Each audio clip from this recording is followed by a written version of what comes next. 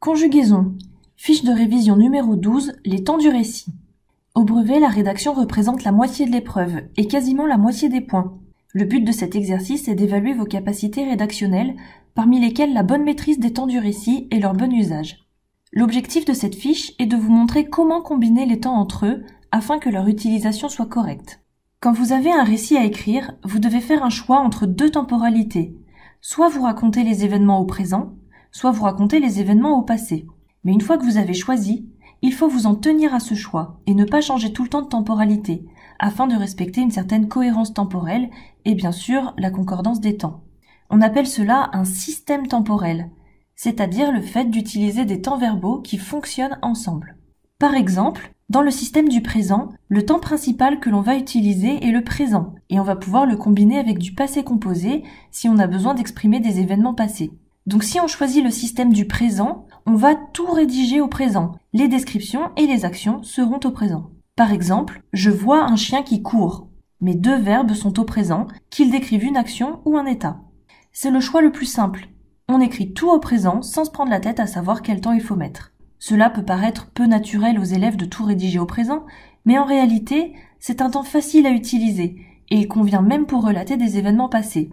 Il est très souvent utilisé par les écrivains dans cet usage-là, qu'on appelle le présent de narration, et qui permet de rendre le récit plus actuel ou plus vivant.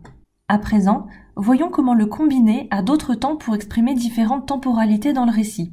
Sur une ligne du temps, nous racontons les événements au présent. Le temps des événements correspond au temps du récit. Maintenant, si je veux exprimer des événements qui se sont passés avant le temps du récit, eh bien, je vais utiliser le passé composé. Par exemple, j'ai vu un chien qui court. Cela signifie que j'ai fini de voir le chien, je ne le vois plus, cela appartient au passé. Pourtant, il court toujours au moment où je raconte les événements.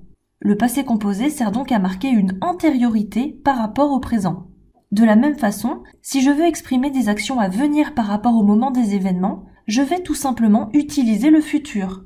Par exemple, je sais qu'il viendra.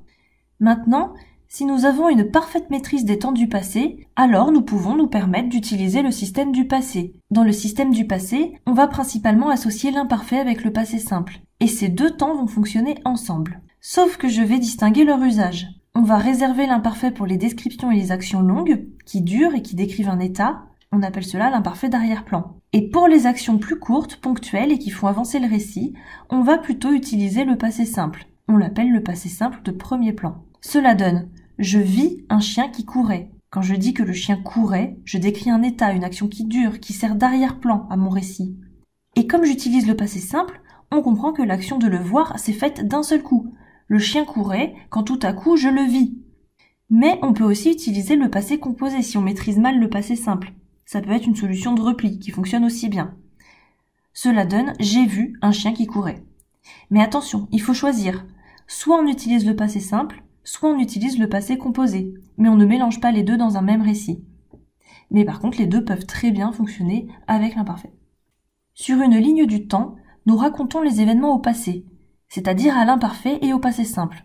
Maintenant, si je veux exprimer des événements qui se sont passés avant, eh bien je vais utiliser le plus que parfait. Par exemple, j'avais achevé mon repas quand je vis un chien. Cela signifie que l'action d'achever le repas s'est déroulée avant que je voie le chien. Le plus que parfait sert donc à marquer une antériorité par rapport au passé simple. On appelle cela le passé dans le passé. De la même façon, si je veux exprimer des actions à venir par rapport au moment des événements, je ne peux pas utiliser le futur, car je suis dans le passé. Donc à la place, je vais utiliser le conditionnel.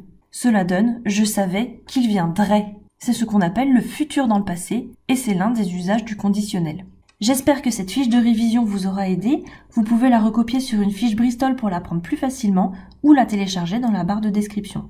Vous trouverez aussi en description le lien vers un quiz pour vous entraîner à utiliser les deux systèmes temporels. Courage pour vos révisions et force à vous!